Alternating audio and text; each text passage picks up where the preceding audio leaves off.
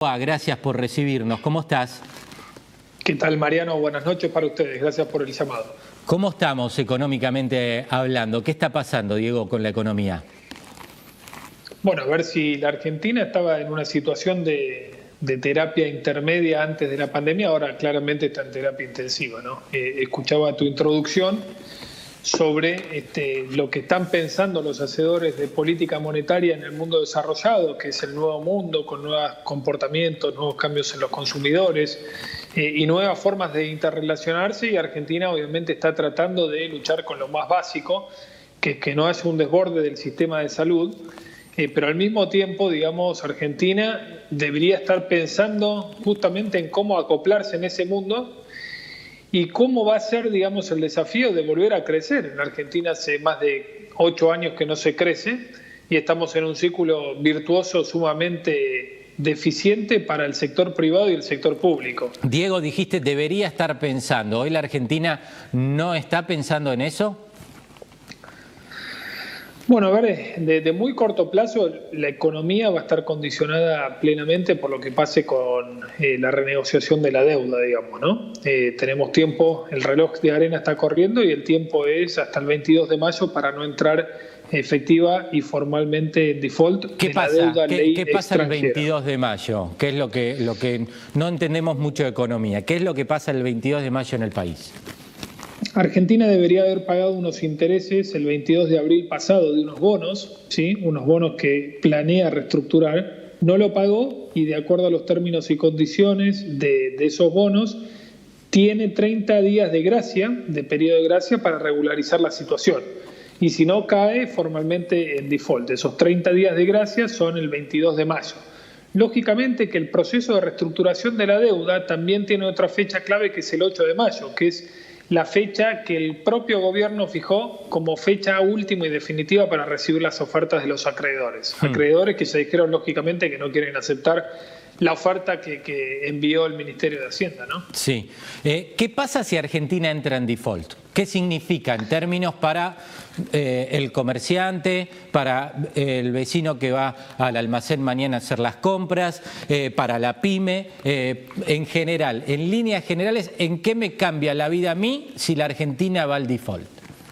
Bueno, un default afecta y mucho la vida cotidiana de cualquiera de nosotros, digamos. Parecería que es algo bastante lejano, pero el incumplimiento de las obligaciones de la deuda por parte de la nación seguramente es una señal, primero, muy negativa para el resto de los deudores en Argentina. Entonces vamos a ver seguramente que las provincias tampoco van a afrontar sus pagos de deuda, tampoco el sector privado, muchas empresas emitieron obligaciones negociables. Y para el ciudadano de a pie, como cualquiera de nosotros, eso implica más inflación por venir, menos crédito disponible porque no va a haber disponibilidad de crédito para nadie y seguramente presión, digamos, sobre un peso argentino que está bastante ya bajo de credibilidad, digamos, ¿no? Que tiene su correlato obviamente en la suba del dólar. Y sabemos lo que pasa cuando el dólar sube en la Argentina, ¿no? Y todos nos ponemos nerviosos al respecto. Eso te quería preguntar, ¿por qué sube el dólar? Bueno, básicamente porque Argentina, yo te decía, estábamos antes en terapia intermedia, donde el peso ya tenía una falta de credibilidad muy fuerte, y la única manera que tuvo la Argentina para poder afrontar este impacto negativo de la pandemia fue hacer una emisión monetaria que no tenemos memoria, digamos, ¿no? Para entender un poquito, el Banco Central emitió pesos casi por el equivalente a 1 mes y medio de recaudación. Y si ya teníamos desconfianza en el peso argentino, ahora hay más pesos en la economía, ¿sí? Y obviamente ahora la demanda está muy reprimida porque todos estamos en esta cuarentena, obviamente el consumo ha bajado drásticamente, pero cuando esto vuelva a normalizarse, lo que va a sobrar en la economía va a ser pesos. Y cuando en un mercado hay un sobrante y un exceso de oferta de algún bien, en este caso el peso argentino, para equilibrar y buscar la demanda, ese precio del bien tiene que caer. Y que caiga el valor del peso es igual a decir que el dólar tiene que subir. Esto quiere decir que el día de mañana salimos de la cuarentena, está todo este circulante de pesos y vuelve el consumo normal, o vaya uno a saber en qué condiciones en esta nueva economía. ¿Hay un riesgo hiperinflacionario en la Argentina con esta decisión de emisión monetaria o no? Mira, yo creo que en el corto plazo pensar en una hiperinflación no es, digamos, adecuado. Primero porque, de vuelta, hay un montón de sectores de la economía que no tienen demanda, digamos, ¿sí? Entonces, cuando vos como productor no tenés demanda, no podés subir indefinidamente los precios. Pero sí, de mediano plazo, la expectativa es que si esos pesos que hay hoy emitidos y que van a sobrar no son absorbidos por el propio Tesoro Nacional, evidentemente lo que uno va a querer hacer es tener la menor cantidad de pesos posible en la economía. Y eso va a implicar o demando más bienes para cubrirme, ¿sí? Pero la oferta no se va a recuperar rápidamente de esta recesión económica, o me dolarizo de manera tal de sentirme protegido, porque así la historia lo muestra. Quien tuvo dólares en el bolsillo en momentos de alta emisión monetaria para justamente financiar el fisco argentino, bueno, ha salido menos dañado que quien apostó a la moneda local, lógicamente. Los anuncios que está haciendo el gobierno en materia económica para asistir a las pymes, a las empresas, ¿se trasladan y se traslucen en hechos o simplemente son anuncios que cuesta poner en marcha? Por ahora poco, Mariano, porque sí son anuncios que van en una buena dirección. Quizás al principio los anuncios quedaron cortos, porque por ejemplo, si ustedes recuerdan, uno de los anuncios era tasas del 24% sí, con una línea de crédito disponible, y le estábamos diciendo al sector privado que está, digamos, entre la línea de cerrar su persiana y pagar los salarios, que se endeude para pagar salarios. Si nosotros criticamos que a nivel nacional o a nivel provincial nunca es bueno tomar deuda para pagar gastos corrientes, es decir, el salario de la dotación del personal público, tampoco es bueno para la empresa privada, digamos, y aparte no lo va a poder devolver.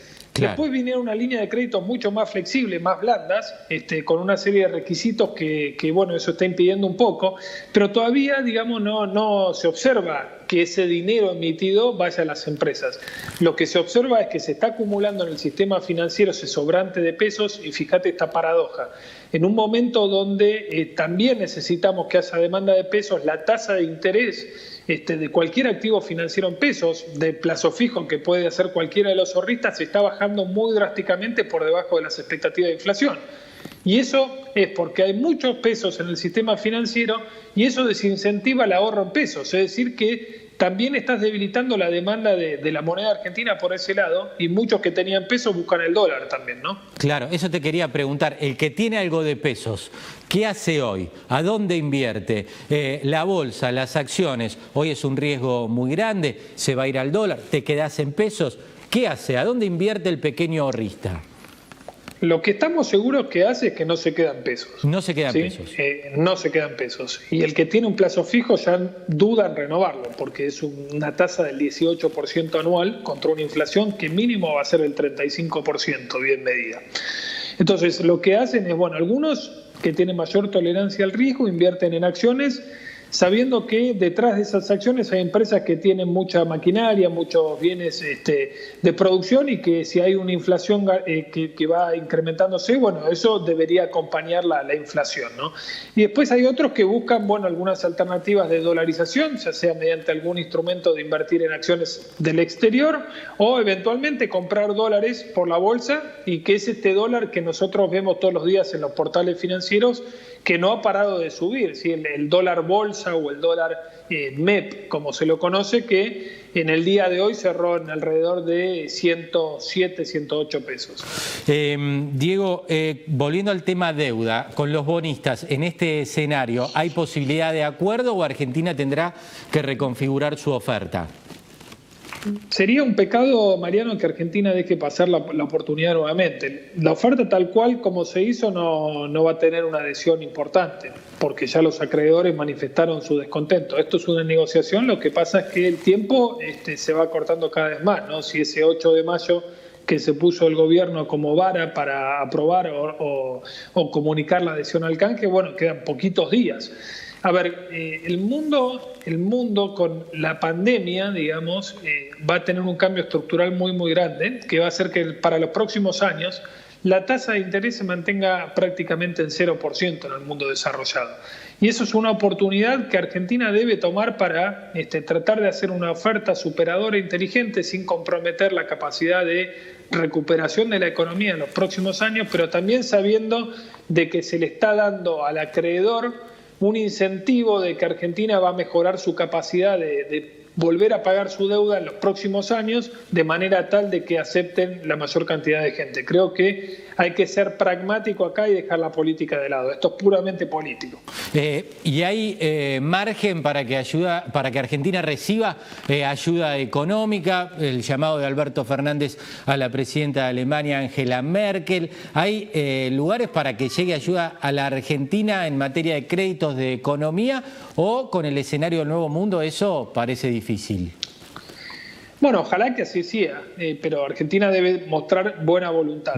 Y la muestra buena voluntad es primero acordar con los acreedores, después vendrá la renegociación, por ejemplo, con el Fondo Monetario, con el Club de París, sí, que seguramente ahí tendremos que renegociar, pero si nosotros tenemos cerrado el acuerdo con acreedores privados va a ser mucho más fácil, lógicamente. Y seguramente que esos gestos de buena voluntad podrían, digamos, terminar siendo muy positivos en esto. Y aparte, ¿por qué es importante, Mariano, de cara hacia el futuro no caer en default? Porque salgamos de la coyuntura de esta pandemia y pensemos de a 6 a 12 meses vista. Sí. Y si esto genera un poquito más de confianza y el sector privado quiere salir a tomar financiamiento, aprovechando estas tasas de interés baratas que va a haber en el mundo para ampliar la capacidad productiva, ese mercado va a estar disponible. Quizás no estará disponible para el Estado, ¿sí? Porque sus cuentas están muy desequilibradas, pero sí para empresas que claro, quieren poner en marcha más ampliación productiva. Entonces claro, es importantísimo no caer en default. ¿Hay una negociación que es más importante que otra, la de los bonistas, la del fondo?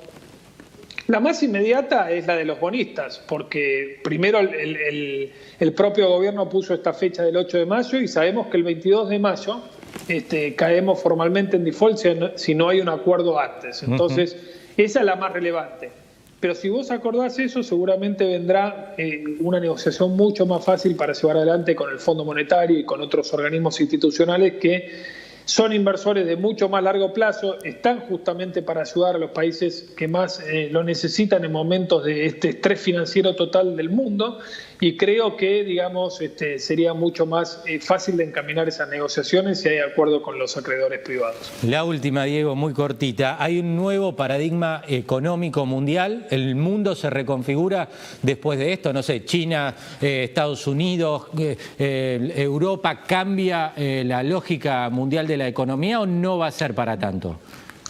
Sin duda, yo creo que hay 3 patrones fundamentales que por ahí uno puede tratar de vislumbrar de aquí para adelante. La primera es que el mundo no va a ser tan globalizado como lo era hasta antes en términos de comercio exterior. Creo que ahí Occidente y Oriente va a haber mucha, digamos, disputa en el medio. Sí.